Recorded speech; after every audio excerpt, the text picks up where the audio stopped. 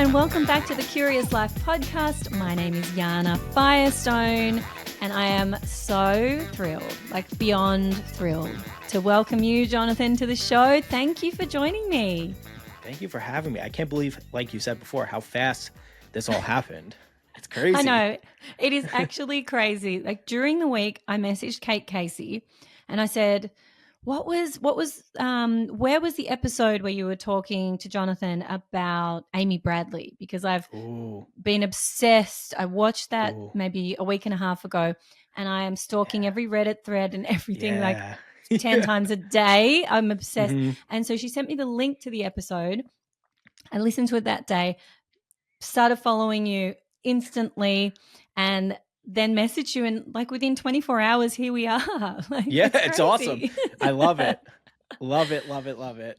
Oh, it's amazing. So I have so many questions for you. First of all, I actually first started listening to you. I think it was maybe the John Benet Ramsey episode that you did with Kate, and I listened to that. Sometimes when I'm listening to stories where there are mediums involved, I get such a sort of creepy feeling in my body. Like it's usually one side. I feel like something's happening behind me. So I'm enthralled, and I have to like take it all in, and I want to know all the information, but it actually physically, I have some sort of like, I don't know, metaphysical reaction to it. Like, do you get, like, what happens to your body when you're connecting and getting messages? That's a great question. So I tell people that it takes like, it really takes a lot out of you. So like when I do this, or just like in general, like when I do my podcast, a TV show, like whatever, like a reading, I'm always wearing a sweatshirt or a black shirt because I sweat so much when I do it. And I try to tell people it's kind of like if you're working out a muscle and the muscle isn't really being used often, so you're constantly, trying to work out that muscle, it gets sore fast and you get fatigued fast. Even though you can build up to it, it's still, gets a little fatigued or sore. So it feels like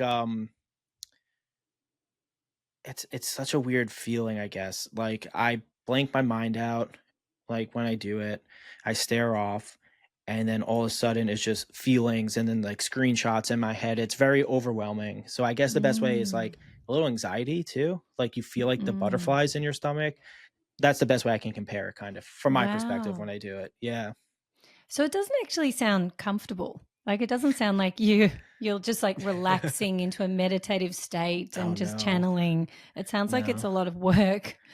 It is. I always tell people, like with like mediums, myself or whoever, we put ourselves through like this to help people. But that's the purpose, is to help people. So I feel like if I put myself through this and it's helping someone, then it's well worth it to me. It's just well worth it. So I know you've told these stories before, but I'm just going to like rewind you for this Australian audience who may not have come across your work yet. You first started having a realization that something else was going on with you, maybe when you were around 4. So how did you know what was, or is it only now looking back you're sort of more aware of what it was? Did something in particular happen when you were 4 that made you aware of this gift? I don't think I was really like aware of it when I was 4. I think I was a little bit more like thinking everyone can like everyone sees what I'm seeing. So I think looking back now, kind of to what you just said, like, yes, like I'm like, wow, like this is definitely not normal. But the incident that kind of happened, I guess, within my family, to like people being like, what the heck is this kid like seeing? Like, my mom's sister, my aunt, she passed away when I was like 6 months old. Like I was born January, she passed July, so 6-7 months, whatever. And everyone has pictures of everyone in their house. So I would say Susie's here and Susie's here. Her name was Susan. And the truth is that my mom and my Aunt Sue, they were complete best friends. I mean, they lived together in Queens in New York when they were growing up. When she got sick, she lived with my mom, my dad in the house. And they were just super close. So when I was about 4, and throughout that time, I'd be like, Susie's here, whatever. And my family was like, okay, whatever. So it was Easter Sunday or like around that time. my grandfather, her father, and my entire family was there. My mom's other sister, Susan's other sister. And I walk up to my grandfather and I go, Susie's here. And he's like, okay, like, and, thinking I have an imagination. And my mom tells the story like so much better than me, but because she like heard it from the other room. And I'll Yeah. explain why in a second. But she, I guess I was getting really angry because I was like, no, she's here. Like, you don't like, she's here. And I'm a kid and I was wearing a denim shirt and denim shorts. So I kept pulling at the shirt. I go, Susie's in this, like, and I kept pulling. And I'm like, Susie's here. And I kept pulling it. My grandfather's like, what the hell is this kid talking about? So my mom from the other room, because it was like the dining room and there's a wall and then our kitchen. So you can hear obviously everything. She comes around the other like wall and she's hysterically crying, just like hysterically crying. And my grandfather's like, what's going on? So my mom explains the story like this, like they used to live together, like I said, and there was this one denim jacket that they would steal back and forth from each other, like constantly, like all the time. But when my aunt passed away, when everyone was going to their cars to go to the cemetery, my mom, before they brought the casket out, she walked back in by herself without her other sister, without anyone, and placed that denim jacket in the coffin, the one that they would steal back and forth.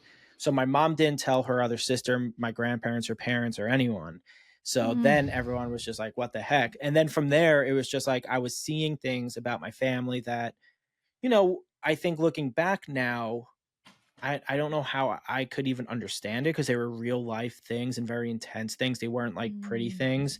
And I was seeing things about my friends, family, but yeah, Wow. I guess from an early age, that's kind of like when my family recognized it. It probably wasn't until I was like a teenager where I'm like, this is like what the hell's going on?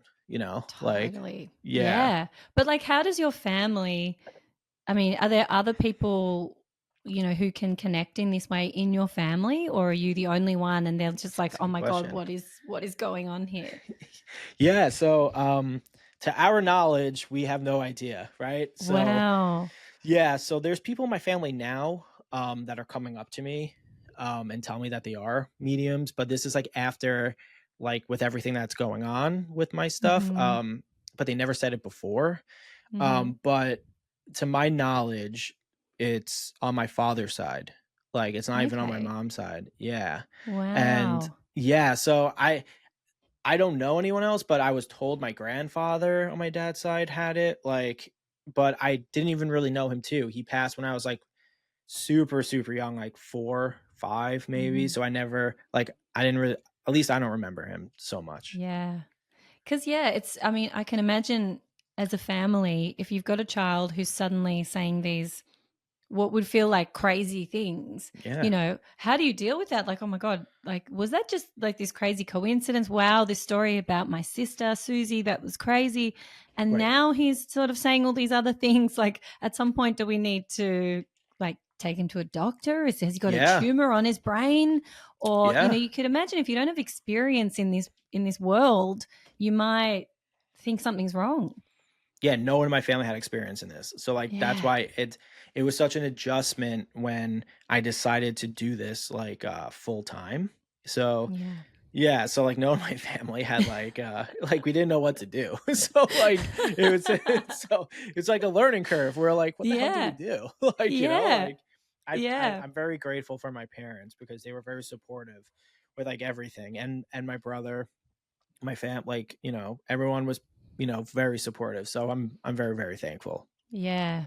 So you kind of had an interesting ride, and I actually think, some of the we always like end up where we're meant to end up, right? And Yeah, sometimes yeah. we have to do certain things to get us to where we're going. And you were a police officer, and Yeah. now you work with the police Yeah. helping to solve crimes and missing people and everything. So this was going on in the background, and then Yeah. you wouldn't have thought, like, as a teenager, like, I wonder, I'm going to set up a practice and like invite Yeah. people in for readings. Yeah, um no. so how are you living with these kind of, there's like quote unquote normal Jonathan who's like going through school and Yeah. living his kind of on earth life, and then there's Yeah. this other part of you that's connecting with all kinds of other things in another realm. How did Yeah. you kind of reconcile that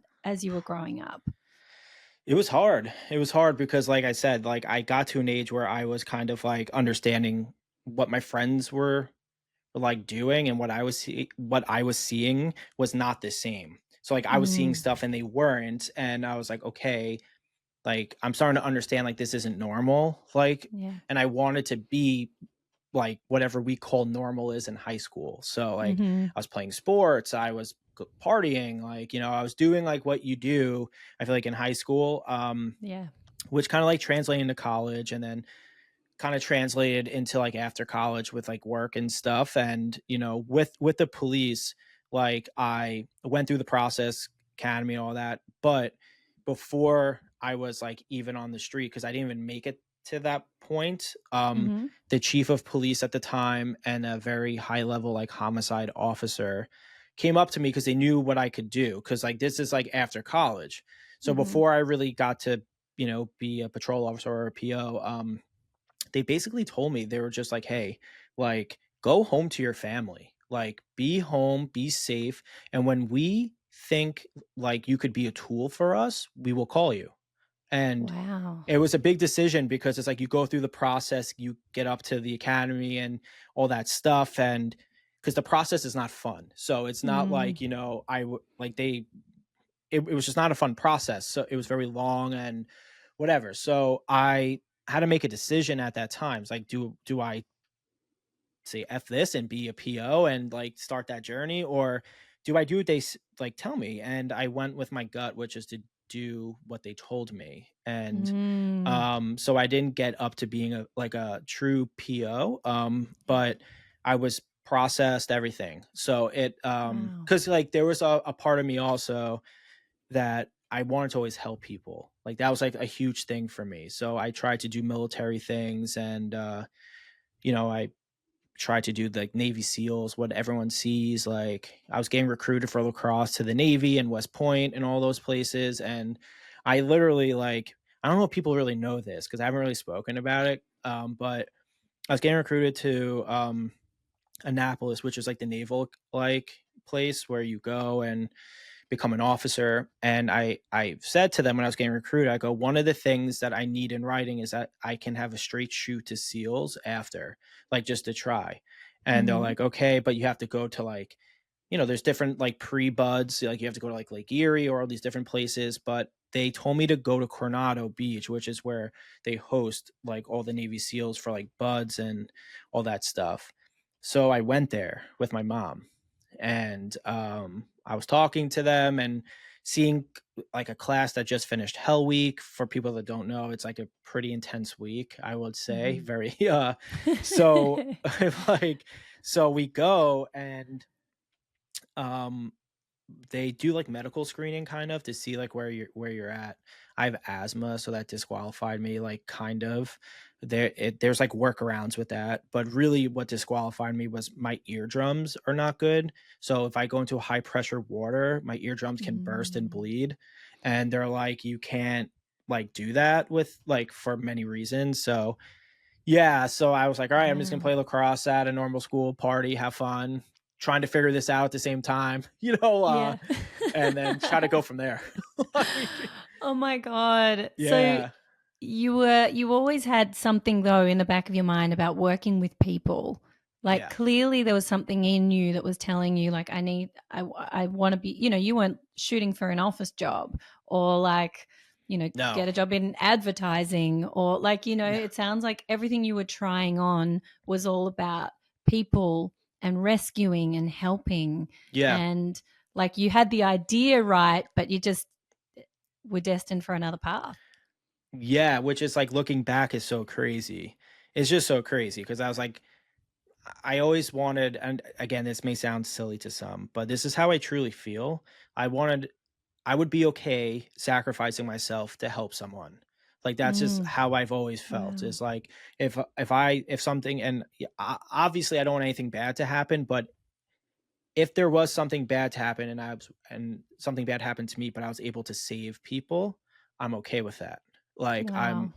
So like that's why I always wanted to do the military, but I always and not, I always wanted to do like SEALs or Rangers or like anything, but I don't know why I didn't just say like I should just go to the military and not do SEALs or this. But I really don't know what went through my mind when I was like 18, 19. So it's like Mm, it's a whole different person. So it's yeah. yeah, like I don't know. My like wife, she like knows that about me. She's like, I love and I hate it at the same time. She's Mm, like, you will always put yourself in harm's way to help people. And she's right. like, it's not like it's great, but she's like, you have me, like, so Yeah. I don't know. Yeah. It's really weird. Really, But in really a weird. way, like you started this conversation when I asked you about what happens to you. You are, I mean, I know it's not the same as throwing yourself on a bomb, Yeah, but yeah. it's you are putting your body on the line and your mental health and your physical health to help other people, because it's what you're doing is not is not light work. It's Mhm. really heavy and intense, and it's not like, I mean, I can't imagine. It's not like there's like if you were in the police force, there would be, specialists who are really informed on PTSD and, Yeah. all of the things that come with working in that profession. Like, who is your professional network for Right. you to go and debrief and get like the care And that you might need from the impact of the work? It's so true. not there in the same way. No, And no. and so you are, in a way, putting yourself on the line for other people, because for people that Yeah. don't know, the work that you do now is so important and so incredible and such Thank a you. specialized skill. Thank you. And there aren't many people doing this sort of work. So maybe if people haven't heard, um, what exactly? How would you describe your work at the moment? Right now, I obviously have my normal clients that I read like every day, but I work a lot with like government agencies, law enforcement, to find missing people, help unsolved cases. You know, it's I never thought people would care. I don't know if that like makes sense. Like when I was doing it, I was doing it to help. And then Kay Casey, our mutual friend, she's the one who like encouraged me to like really talk about this stuff, because I would call her and I would just tell her like, hey, like I just worked on this case. Like one of them was the Long Island serial killer like years ago. I've been on for a while, and I would like tell her about like just like what's going on kind of, and like how I'm feeling and stuff. And she's like, you have to tell people. And I'm like, I don't want to betray the people that I'm working with. And then once they kind of give me the thumbs up, being like, dude, like you helped us, like, yeah, like do it. So then like, yeah, so like pretty much a big portion of my day now is helping law enforcement, families, anything I can do to help give like closure and justice to whatever these people need. Like that's Amazing. my calling, I feel.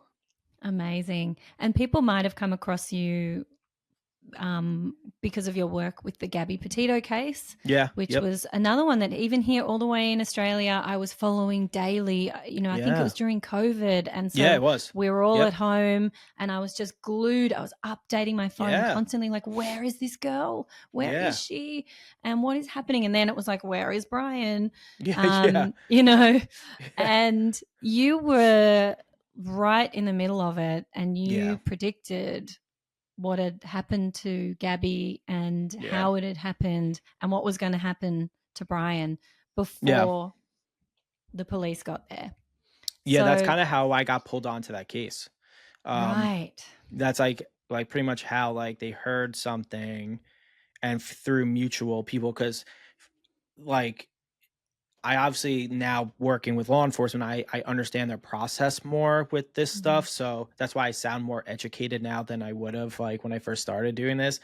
But because of Gabby's case, it was such a weird, not weird, but it was like you have multiple states that are involved. So you have multiple like law enforcement agencies like the FBI, there's different sectors, so there's different states. So they had Wyoming, Utah, Florida, New York, and all these different places like all collaborating, trying to like, and when you have too many kind of like, not cooks in the kitchen, because they definitely knew their like what to do, but it became a little nuts because Mm.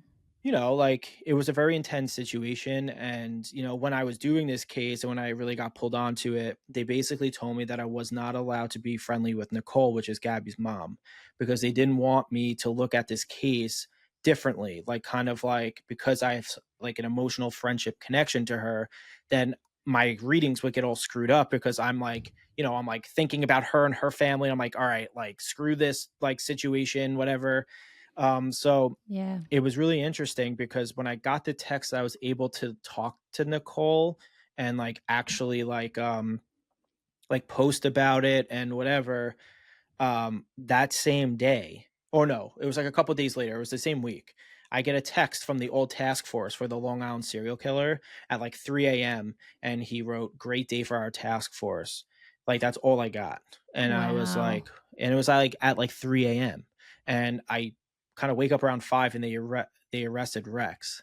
And I was just Wow. like, within a week, like this all happened. And yeah, it's just Wow. nuts. And Gabby's case, like, I spoke to Nicole about this too. I said to her, because I have the same questions as people like with certain things. I'm like, why do you think Gabby's case became so international? Because there's a lot of people that go missing. So it's Totally. like, and they're blonde hair, blue eyes, they're Mm-hmm. like whatever. There's so many people, different skin colors, whatever, and they all deserve that attention. So I was just like, why do you think Gabby's like rose to the top and others didn't? And her answer was interesting. She basically told me that, because it was during COVID, that there was like a period of time when this happened when there was no like hitting news stories. So like there was Mm. nothing that was like you know, being like, oh, this happened and an explosion, or this happened and this and Yeah. whatever. They highlighted it and it just went Mm. nuts. Like it, and So she said it was the luck true. of the draw. It's so true. If you think back to that time, we were all in lockdown and, Yeah. in and out of lockdowns. And the only news was, you know, Social media. infection numbers and what's happening in the hospitals in New York and in Italy and, Yep. in Australia. And it was all COVID, COVID, COVID, COVID, working from home. What's the latest press conference from our Yep. leaders about when we're allowed to leave the house again? And Yeah. then Yeah. there's this beautiful girl in this carefree life in a van having Yep. this like exciting life out in the real world, and we're like trapped in our Yep. homes. And it Yeah. just, you're right, it just connected with us all in so Yeah. many ways. And I was wondering, again, as you're talking about these things, I get these like chills all down Mhm. the left side of my back. So Mhm. I've got this feeling like when that happens, it's like I know that it's true. Yeah. If someone's telling me a story and I'm not having any reaction at all, I sort of notice that. But if Right. I'm talking to someone that's got your kind of gift, I get this weird chill just on that Yeah. side. And so I can just feel it. But what I was thinking as you were talking about Gabby, when I do a podcast with someone, we chat for an hour, sometimes longer because we're chatting like we did Yeah. before and maybe after. And I feel like, the guest and I become friends. Like they're my friend Yeah. because we've like spent time together and Yeah, definitely. gotten deep, and they stay with me. Like, what happens to you when you connect with someone like Gabby on the other side? Like, Yeah. do you feel connected to her as an example or to other Yeah. people in the way that you would maybe with real life connections? Or does it That's a just sort great of like feel question. like work and it goes away, No, I definitely stay connected, and I think that's part of my, it's a good thing and a bad thing, like, because then I get to, like, attach to the cases where I'm like, I really need to, like, figure something out. Um, but yeah, no, I definitely feel an attachment to them. It's not like a light switch. I always use this example. So it's not like I flip the light switch on, I go boom, boom, boom, boom, boom, and I have this emotions and you turn it off and then it's completely gone. So yeah, I'm trying to learn a little bit more to, you can definitely have that connection to people, but there's definitely like a time and a place to like I can't get too emotional about things. And it's not that I get Mm, like emotional where I'm angry at the police. That has nothing to do with it. It's just like I want justice for them so bad that Mm. it upsets me that they don't have it because I see how much they're hurting, like Yeah. Nicole and everyone. Like it just like really hurt me. So I think Yeah. that's my issue if I was Yeah. to So look how do back. you Yeah. maintain those boundaries when, I you yeah. don't have full control of what's going on Yeah. Yeah, I in don't that other even know. world? I don't even know. Like I tell people the truth, like this is still such a learning process for me. Yeah. I'm still learning. Like I feel like every day is a new experience. So it's tough. And I'm trying my best to be like, okay, like you're not supposed to be perfect. So don't like think that you need to be perfect. So Yeah. and I try to be strong for the families. Like that's the biggest thing is like I don't want to appear not strong and not confident because then they have a sense of doubt if you have a sense of doubt Mm. and I can't have that for them.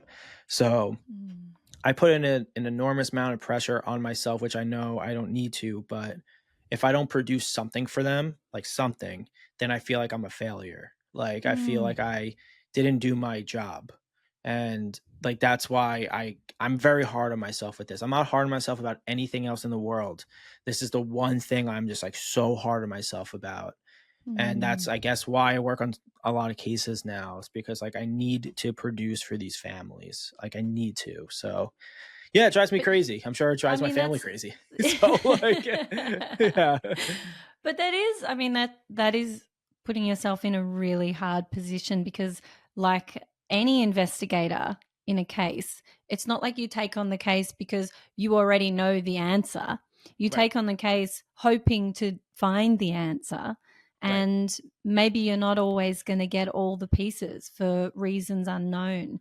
Right. And that is so unfair on yourself if you're going into that like, I have to give them something. I I have to have give to. them some sense of peace in Yeah. all of this. And maybe the peace for them comes from just knowing that somebody is listening and somebody cares and Yeah. somebody's bringing them something. It's not necessarily your job to fix it, you know? Yeah. 100%. And I I need to like really take that in and like apply it Yeah. to my everyday like life with it. Yeah. But it's just so hard for me. I'm like I just want to help Mm. them so bad. So it's Yeah. I know it's cheesy, but it's It's not true. cheesy at all. It's Yeah. incredibly noble and like you obviously have huge amounts of empathy, and that's something you should be really proud of. But Thank you. it's not that different to the kind of work I do as a therapist, right? Right. You have to at some point look after yourself as well, So and true. of course you carry these people with you and you feel responsible for them. But it's like that old saying, in like when you're on a plane and the oxygen masks drop down, you got to put your Yeah. mask on first before you Yep. put it on anybody else. So And true. so Yeah. you have to find ways to kind of like So relieve true. that pressure and look after yourself, because this is such special work, and obviously we need you around for a long time doing this, not burning No. out Yeah. and not Thank being you. able to cope. Thank um you. yeah, I mean, on that, are you able to kind of turn it off? Like when you're sitting in like as we're sitting here and Yeah. we're bringing up cases and the work that you do things Mhm. sort of try to float in, or can you like, compartmentalize and switch it off? Yeah, so it's always on, but I've learned to ignore it. And the reason Mm. I was kind of suggested this or taught this, whatever, is because it could really burn you out. Like if I'm doing stuff all day and then all of a sudden I go to a bar and I see 1,000 different things for people, it's like, and I feel like I have to go up to each person and say Mm. something, it'll burn me out. So I've learned to Yeah. ignore it. So like, yeah, it's like it's there, but it's I'm yeah, like I've learned to ignore it. So it's like not turning it Yeah. off, but it's just ignoring it really. Okay. So does that, like, I know what it feels like to have a busy mind. Like I feel like Yep. potentially there may be some undiagnosed ADHD or something similar in there. So I feel like I've always got like a tune going in the background, and I'm Yep. thinking I need to do this and I need to do that. Da, da, da, da, da, Yep. da. Is it sort of like that? Except, or like, what's the sort of noise like for you, or how do you turn that down? Like, what is it you're turning down? So imagine, okay, so like imagine you're at a bar or a restaurant or really wherever. You're at a Hmm. like a public place, and then all of a sudden your head feels very heavy. Like your head just feels like really heavy, and you're like, okay, there's a lot of energy here. So that's the first part where it kind of grabs your attention when you're trying to ignore it. So your Mm. head kind of feels like you have a headache and it's just heavy above your eyes. So you're like, okay. And then all of a sudden, when the moment you open it, it's like floodgate of just thoughts and images in your head, right? So then all of a sudden I'm seeing someone's sister Franny, I'm seeing someone's brother Mike, I'm seeing someone's like whatever, I'm seeing someone who passed away in a car crash, and then like and then it starts like kind of ramming in fast. So then it becomes Wow. heavier because it's like you have all this energy like trying to use you to talk to people. So it's like they're all bum rushing in to talk Wow. to these people. So like I definitely still go to bars all the time. Like I'm still like a normal person, but Yeah. I try to stay away from crowds when I'm there. So like when I'm Oh, in a wow. crowded area, like my like I know I keep referencing my wife, but my like wife would see when it gets too much, I put my head down because it feels like there's a weight, and I kind of just like like I'm staring away because I'm like I'm trying to ask them to like kind of respect boundaries a little bit, and but like Mm. really I'm just like in pain. So I'm just kind Mm. of just like putting my head down because it feels like there's weight on my head. So it's Wow. yeah, it's you know, it's a lot, but I Mm. try my best to just like really try to figure out ways to like not let it like ruin a night or ruin being around people and stuff. Wow. I mean, that sounds so intense. So intense. Yeah, I yeah, mean, yeah, my hat is off to you because I just think managing that must be like I mean, it sounds again like a cliche, but like a full-time job. Like that is, it's not like you go to it's work tough. Yeah. and you come home. It's Right, 24/7, 7 days a week, right, 365. There's no like really escaping from your own head. right. So, wow. So yeah, I mean, it sounds like your wife is obviously a great support for She you is. and able to maybe pick up things for you when you might be like in it a little bit and help you to kind of Yeah. take a step away. Yeah, like anytime when I go to like Europe and these older places, um, I get like a rush again because it's like so many people passed away in that area. So like it's not even necessarily the people that are there, it's the energy that's there because Mm-hmm. they lived there, they passed away there, like that location was important. So like she knows like when I go places, it's I don't go around and like telling people like, oh, this is what I see, but she can just tell from facial expressions and how I'm acting, my demeanor changes like completely. Like I become more like Mm, quiet. Like yeah. I'm typically like a talkative person, but when this happens, I become really quiet, and I just Wow. yeah, Do you it's ever really feel weird. do you feel scared by it? Like, I mean, what you're dealing with, it's trauma. Like Yeah, you are seeing death, death, death, death, mystery, yeah, scary things that most people would potentially be terrified by. And this is like what's coming at you, invited or not, anytime you tune in. So like how does it make you feel? if I was to sit here and say that I wasn't scared, I would be a liar. Um, Okay. uh, I've gotten more accustomed to, but it still scares me. Like, Mm, I'm not gonna sit here and be like, "Yeah, like, this doesn't scare me, like, that doesn't scare me."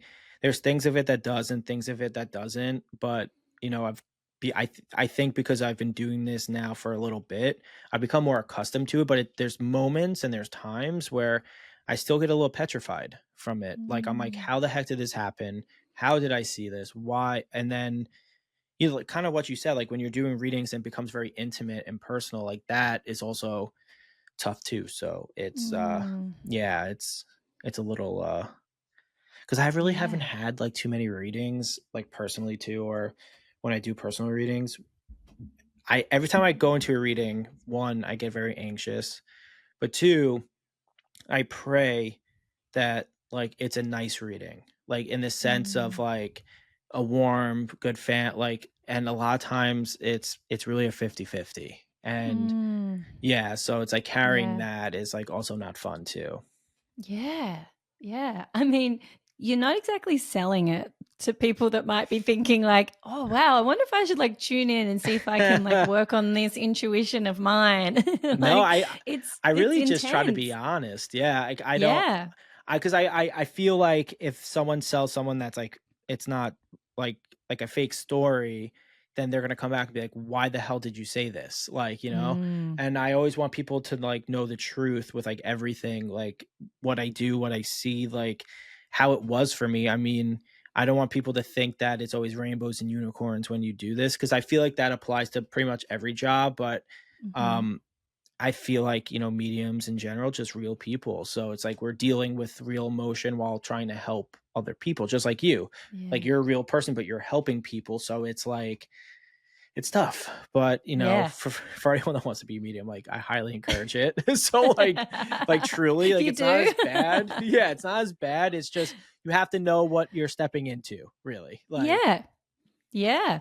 Yeah. And I think, maybe not every medium is then going to go and work in solving crimes. Maybe, if you turn out to be a medium who just wants to do personal readings, and maybe yeah. you'll occasionally have really traumatic deaths, Yes, definitely. but it's Yep. not going to be like your bread and butter necessarily. No, but, like, what's, like, crazy is when I do my personal readings, they're also very crazy passings. Maybe it's not murders, but it's, like, things that when I'm trying to interpret what's coming through, I'm, like, even confused by it. So I tell them what I'm Wow. seeing, and then they kind of piece it together as once I tell them, they're like, "This is what that" and and it comes together, but I don't know what it is. It's just like, Mm. you know, I feel like everyone, unfortunately, and if you haven't, God bless you, has faced some type of traumatic passing. It doesn't necessarily have to be a murder or something. So Mhm. that's what I think I deal with Yeah. on a day to day. Yeah. Yeah, and you mean things like, losing someone in a car accident, or, something Cancer, like cancer. Yeah. Yeah. the I always tell people like the tragic passings are the ones that happen so fast and unexpectedly. So if you have cancer and then in 6 months from when you got diagnosed you passed, like that's tragic. That's not like, Mm. and I know this is gonna sound weird, but I say this in my readings. When you have terminal cancer or something like that, but you're battling it for like 10 years or maybe even 5 years, there's a mindset that goes into it. Like you want them to obviously fight and push through, but you mentally prepare yourself for something that you've been kind of Mm. unfortunately kind of side by side with. But when you have Yeah. someone that's you get cancer out of the blue, right? And then all of a sudden, Mhm. 4 months later, they're not here. It's like that progression is just wildly fast. And to me, Yeah. and everyone's different. Like people cannot agree with me with this. I just feel like that's very tragic because of how fast and unexpected Yes. and intense it was in a short period of time. It's like we Yeah. can't wrap our heads around it. So Yeah. again, So people can disagree. no, I think you're right. Yeah. So when that comes up for you, that feels as traumatic as these like maybe more gory sort of deaths. In different ways. They're like different. Yeah. Yeah. But like, yeah. Yeah. Yeah, it's interesting because as you're talking, there are parallels, honestly, with the work that I do, working with people in grief. So I lost my mum totally suddenly when I was 21. And So sorry. I get people, thank you, but, it's, as you know, something you just learn to live with. Um, but I get people coming to me and talking to me about their losses Mhm. and feeling the need to sort of clarify, but like it wasn't sudden, like we had time, almost as if like they don't have the right to grieve in the same way. Yeah. And I always have to kind of say, look, any loss is as tragic and terrible and awful, whether it was in one day or 4 months or 10 years or Yeah. whatever it is. So people, yeah, people sort of, I guess their version of grief, whether they've lost somebody before or not, all plays into kind of how you process it whether it's your first experience of death, who the person was and the significance of the relationship. Yeah. And that probably all comes into the session with you as well. You know, you're not getting people that are really experienced at having, you know, a wife who's been murdered, or, you know, really experienced at like losing someone really suddenly. Yeah. It's all new to them as well. And, you know, you're having to hold all of that for them as well. So it's a huge job that you're doing. Yeah. Huge. You too. Really, like, no, I'm not kidding. I mean, like, people like need to see a therapist. Like, I Mm, think that's so important for like every person. Like, it's gonna sound bad for business for me, but like I always tell people, like, when it comes to grieving, like, you shouldn't immediately go to a medium. Like, you should mm, grieve and speak to someone professionally. Like, mm, and then when you get to a better place yourself, then if you want to see medium, that's different. But I yeah. always tell people, like, seek a therapist that is a professional at this, that can really help you with this human, like, grieving, like, feelings. And once Mm, you get through that, like I said, if you want to see a medium, definitely. But yeah. I always say it's bad for business, but it's like, it's the truth. Like, you shouldn't do Yeah. that, and you shouldn't rely on a medium, like, for that type of, like, healing right away. Like, if you need it Mm, later on, that's different, like 6, 8 months, whatever. But if it's the day after, like, I feel like you need to just absorb it and speak to someone professional that can help you kind of navigate certain feelings and stuff. Again, bad mm, for business. I that's know good. people are gonna be Yeah. like, "What the hell's wrong with this kid?" But seriously though, it's the truth. I Yeah, don't it's want good people to, advice. yeah, I just don't want people to think that, like, mediums prey on people, or specifically me. No. Like, No, of like, course. I Yeah. I just feel like, people should go through human emotions and speak to, like someone like you that has a professional background in this before they come to someone. Yeah. Yeah, I hear you on that. And I am definitely someone who has seen my fair share of mediums, particularly in like Ye those first few years, you know, well, and the it's like you just, yeah.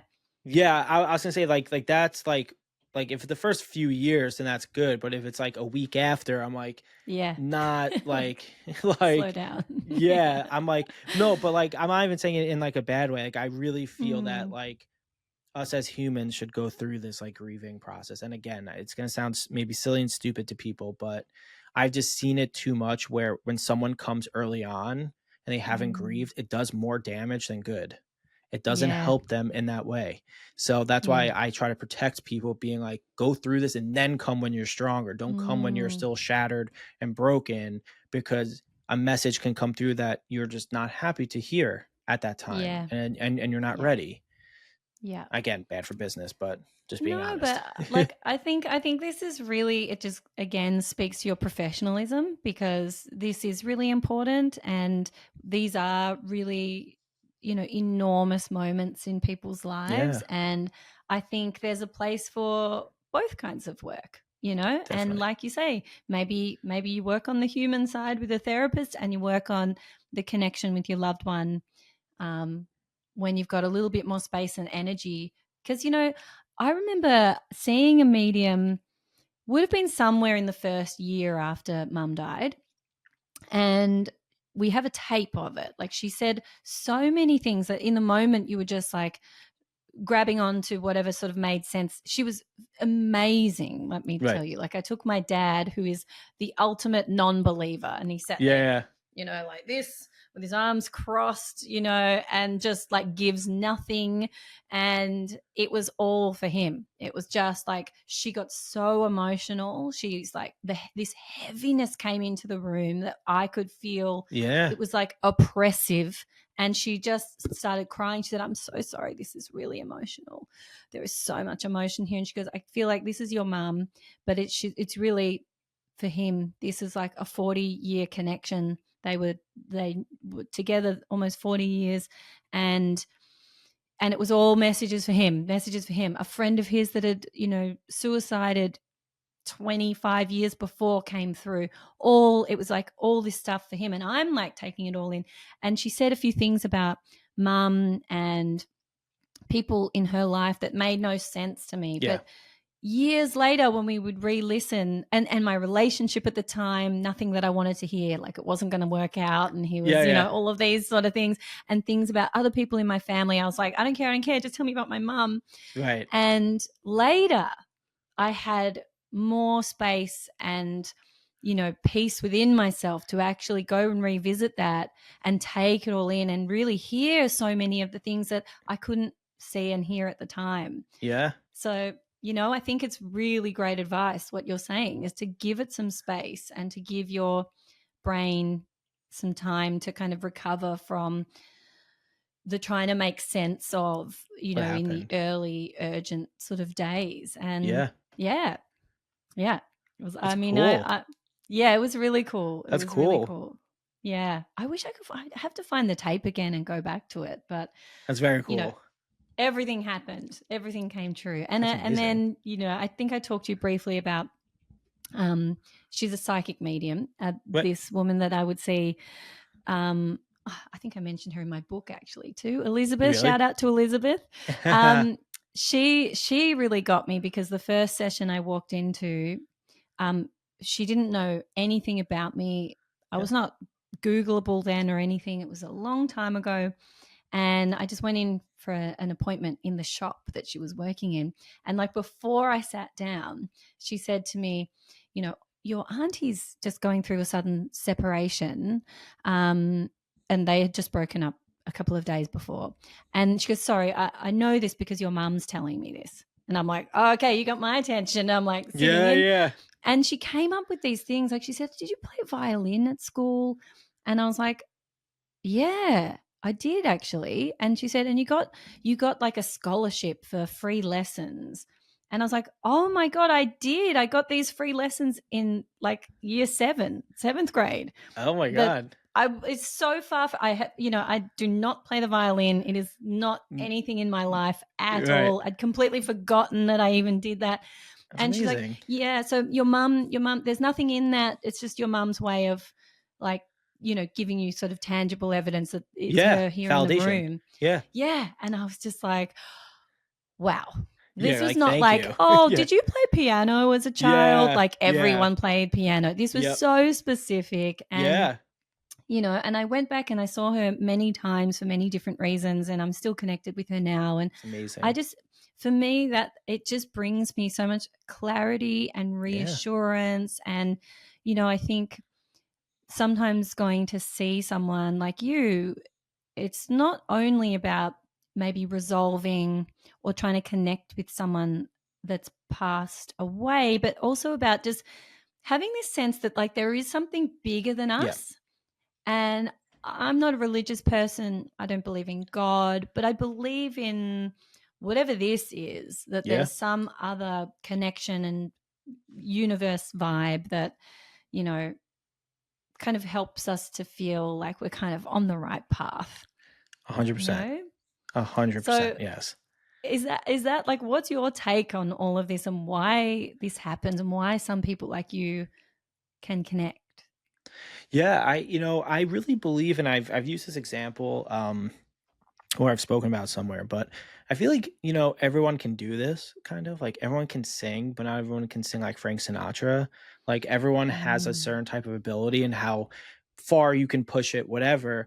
Um, I don't like, I wish I knew the answer to like why certain people have it and others, like why certain people have it more heightened than other mm, people. I'm not really sure because there's some people that have it that I'm like, why do they have it? And I question, why do I have it? Like mm. at the end of the day, I really don't know why. But yeah, I'm still trying to figure that out. I'm still trying to figure like why me, why not my brother, why not whoever? Yeah, Like why yeah, am I the one that has this? And um, I'm still just trying to figure that out. Honestly, like I really wish I knew the yeah. answer. I really did. Do you, Like do you have like spirit guides in the way that some people talk about, or are you just connecting with, the cases or the people in front of you? Because I'm wondering, like, can't somebody like answer this for you up there and say, listen, this Jonathan, is who did it. this is, or this is the reason. This is the Yeah, reason you're here in this position. Oh, and by the way, it was that guy with the knife on this Yeah. street. Yeah, no. I always you know, I think so like spirit guides, like when I do readings, I connect to the deceased of the family most of the time. Because and I use different people. So like when I do cases, it's more than one reading.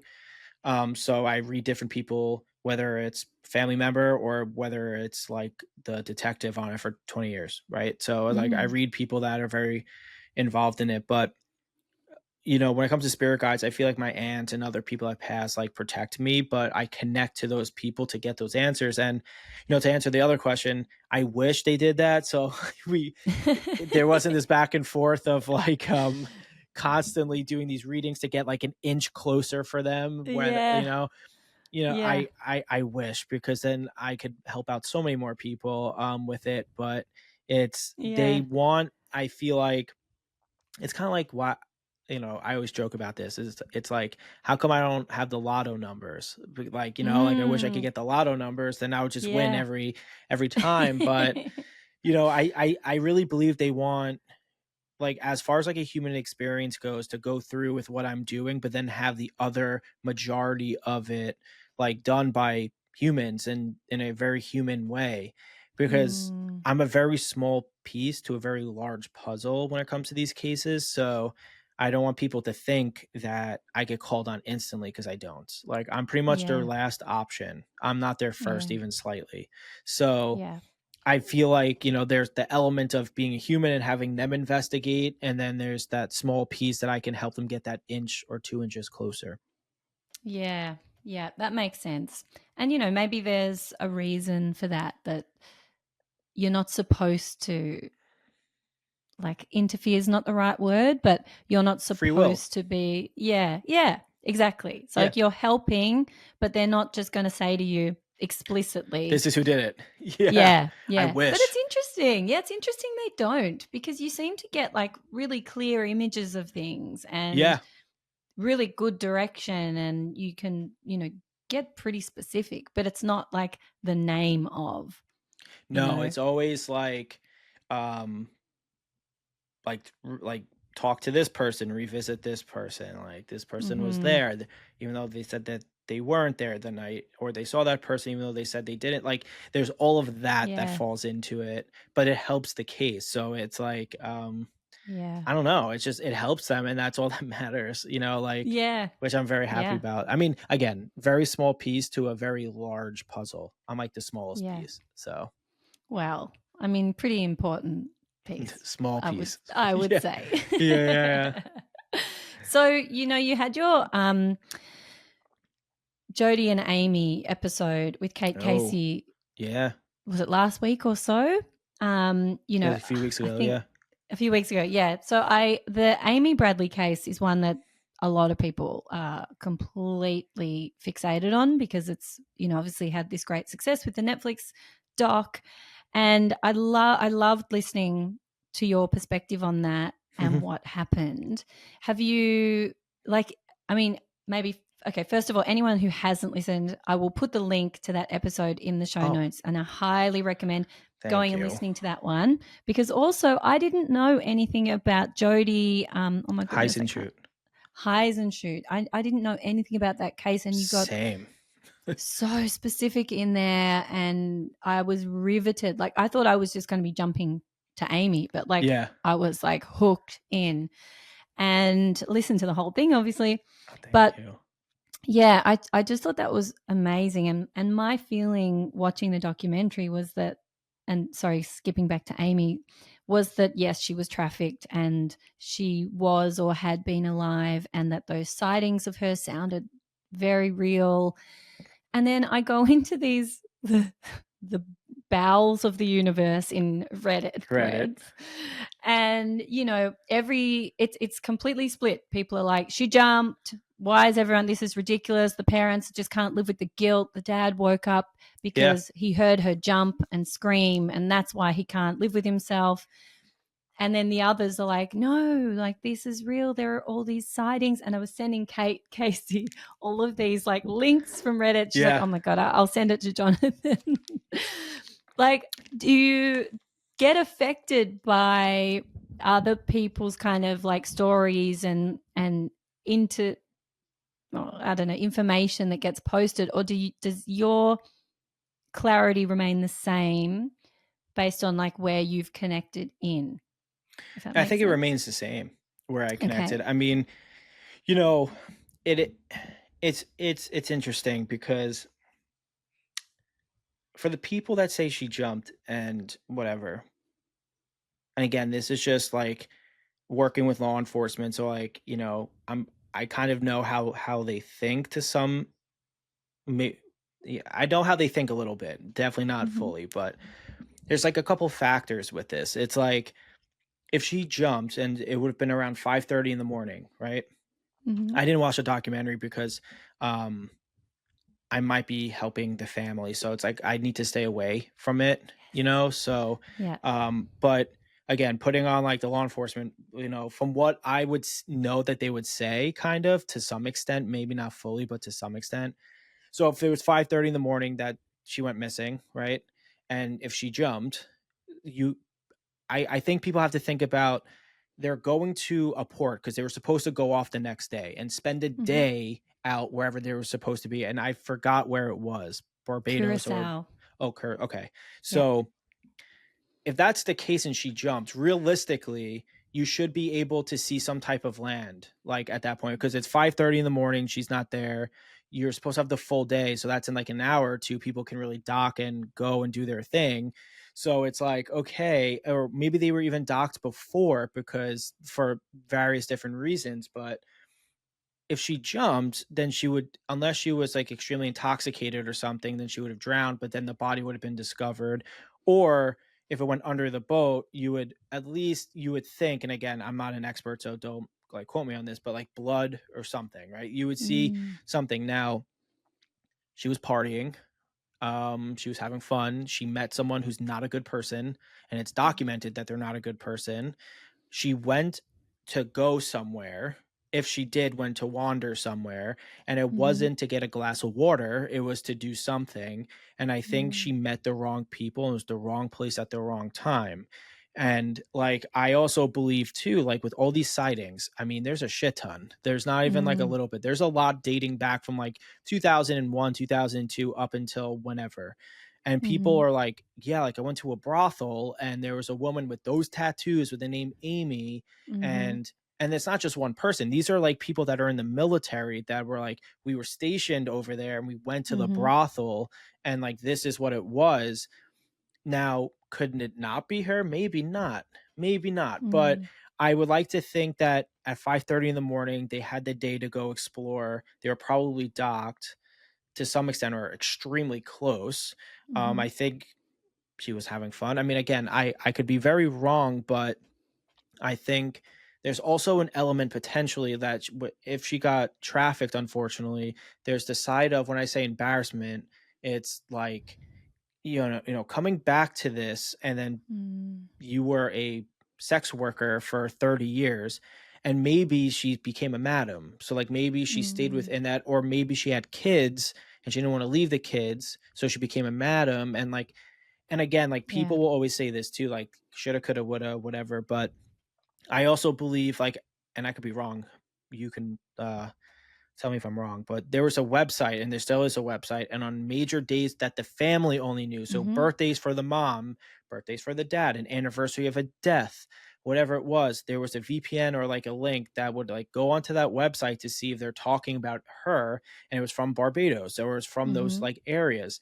So unless that's a coincidence for many, many years on those very personal dates, I don't know. Mhm. I think Yeah. that there's so many different theories, but this documentary should get some answers. And I think people also tend to forget this, which is like a very large portion. And again, I only know about this because I worked on a case that was international from US, and this boy went missing in Aruba. Mhm. And I was helping the mom, but the maritime laws are crazy different than it is with any other type of law. So like the Yeah. US embassy is going to have to talk to all these people and they're going to have to get permission to come on and do this, and it's not as easy as like if you're in the United States and something happened in New York and you're from Alabama, you can drive there, or like the agency can like send someone there. It's very, very different. And especially the Hmm. times were different too. This happened when, Yeah. in like the mid 90s or something. So 98, I think. Yeah. yeah. So I think there's like so much that people like need to put into account. But the maritime law thing is huge. And any person that worked on a naval ship or anything can definitely attest to that, because it's not the same as land law in any Yeah. way.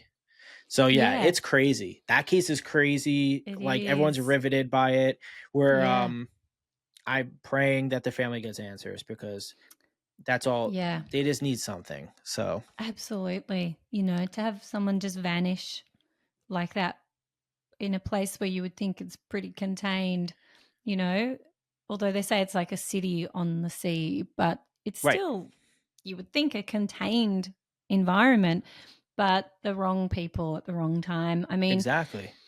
you know, and I just think one of the things we know about like victims of abuse is there is so much shame Yeah. around what happens to them, and it's completely unjustified. Like, we No, know yeah. they have nothing to be ashamed of, but Nothing. it's just something that is part of what happens. And if she was forced into this terrible World. situation, at some point you have to start surviving, and she may have had a child, and then she's got another reason to continue to just try and survive in whatever way that looks like. And from what it seems like, you know, the family does seem pretty conservative, potentially quite religious.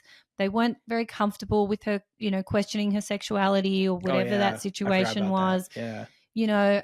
So you can imagine it's all of that would be complicating factors if she did have some level of freedom now as to why she might, you know, have trouble contacting them, because all of that, I mean, can you imagine the mindset somebody must be in to have They're been a different person, you know, they're imprisoned like that? Yeah. yeah, like Enslaved. yeah, like I feel like you're so right. It's like survival mode, and you get into Yeah. that, and then you kind of like lose yourself at a certain point, because you're in Mm, survival mode, and that's now all you know is kind of like yeah. this world.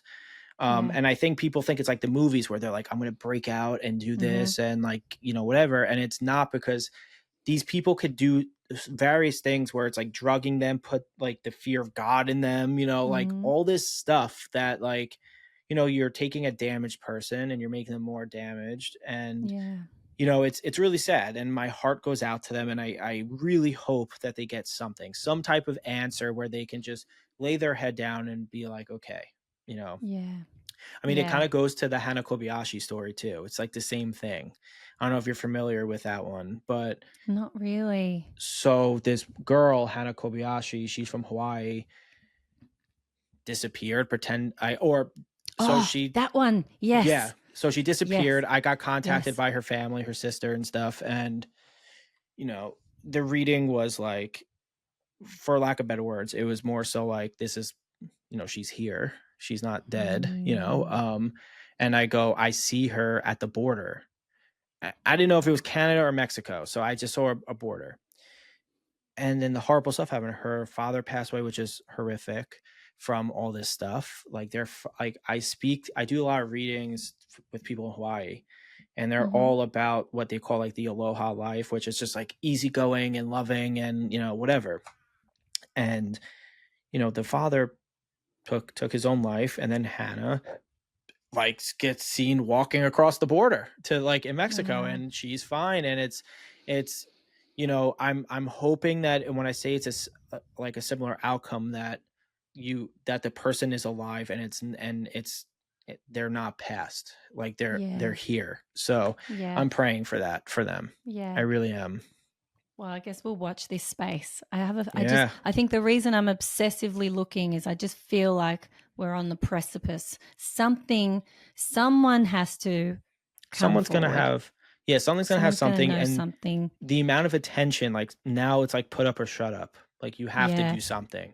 You can't just Yeah. sit around and be like, "Oh, maritime law, oh, this." Like Yeah. now you have the whole world being like, "Where the Yeah. hell is she?" Like, And again, Yeah. you are right. It's very 50-50 split with that stuff. But Mm, again, yeah. just like I mean, putting like that, like, because I spoke to law enforcement about it after I filmed with Kate. mhm, And they kind of like walked through it, not in the same way, but like differently. They're like, well, there's outcomes and there's various outcomes, and they mm, put their logistical brain on and stuff. yeah, And I was just thinking, I'm like, 5:30, you dock, the sun's coming up at that point. Like, you mhm, would think someone would be up, or like, someone, yeah, like, I don't know, but I could be yeah. very, very wrong. And but I'm, I Unlikely. Of all people, I could be wrong. no, no. It's unlikely you'd be wrong. No, no, I really could be, honestly. So, yeah, Yeah, no. yeah. I know I've got this fantasy in my head that like maybe a child of hers like comes across it and he's like, "Oh my god, that's my mom. Oh I my think god." something like that's gonna happen. I think something like that's Yeah. gonna happen where, like, someone's gonna step forward and be like, "Hey, like, you know, I'm Amy's daughter. I'm Amy's son. Like, I Yeah. was born in Aruba or Barbados or those Yeah. tropical islands."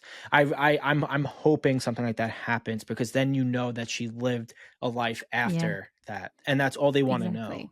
like Yeah. something. So it's Yeah. like, if that Yeah. validation comes out, I mean, so many people now are being like, "I saw her when I was in Irvine, California," like, Yes. and Yes. I said to Yeah, as Kate, in because we're going to visit her as a sex worker. yeah, and I said Yeah. to Kate, and I go, there's like two thoughts that go into my head. I'm like, was this after 9/11 or before 9/11? Because Mm. if it's after 9/11, like, customs would be really freaking tough. And like, Mm. something would have to happen where, like, it was a fake name, or they just really were not paying attention. But if it's before 9/11, I'm sure things were a little bit more lax at that time. Yeah. But it's Good like, why point. would she come to the United States and then leave instantly and go back? Like, Yeah. it's hard for me. But someone was giving phone numbers and giving pictures and like Mm. all this stuff. So I'm hoping something like comes of it. I really, really do. Yeah. I'm smiling because I think I sent all of that to Kate. Oh, It's you like, might one have. more. Okay, just one more. All right, I'm going to leave you alone, but look what else I found. Yeah, yeah, yeah. That's funny. Obsessed. Yeah. Before you go, where can people find you? How should they be following you? How can they connect Oh, with you? Give us all of that. thank you. You can follow me on my social medias, like Instagram, TikTok. It's Jonathan Mark Medium, like, all across. And my podcast is called Connect with Jonathan Mark, where I do unsolved cases. Amazing. Highly recommend, Oh, everybody. thank I will you. put the links in the show notes so you can just click straight through. Jonathan, thank you so Thank much for your you. time. You're Thank you. amazing. I So appreciate you. glad to have met you. Same. Thank you.